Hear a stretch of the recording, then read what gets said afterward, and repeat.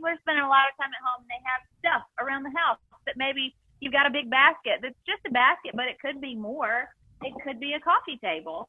Like, if you want to toss blankets in this big basket for storage, and then so this is your typical, it's just a lid basically, but you can use them for coffee tables. People use them for little, bistro tabletops, but you can get them at your local hardware store.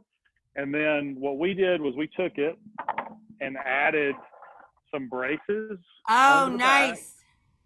And what that does then, super easy. And then it fits right into the basket. Wow.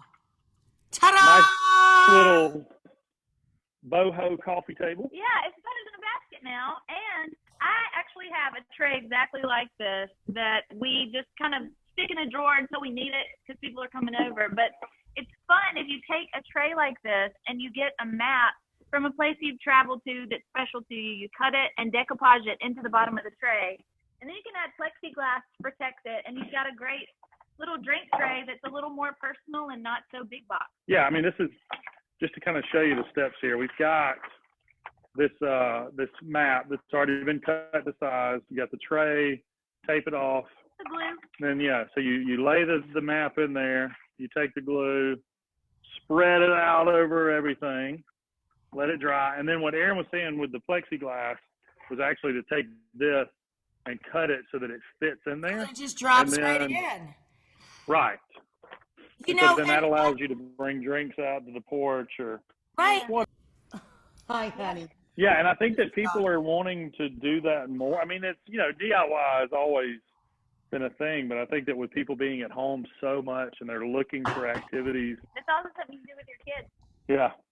Well, do you think could we teach an 80-pound dog to do that? Because she's freaking out with her bone. During this time, like, people were at home, they were looking at their houses and they were saying, I want to change some stuff, which sort of had a weird effect on our job. We really struggled to get building materials and appliances because everybody is working on their home. Yeah. They're not going to work. We lost our home when we're rebuilding, and everything is delayed. You have to wait a real long time just to get a freezer here. Yes. Freezer because we're in a much smaller space now. So during season 5, we've been moving appliances. Like, we would finish a house and wouldn't have a fridge, and so we would move a fridge from somebody else's house in so that we could film it. Until the real one comes. And then the real one would show up, and we would have to, have a meeting with our You had to rotate. So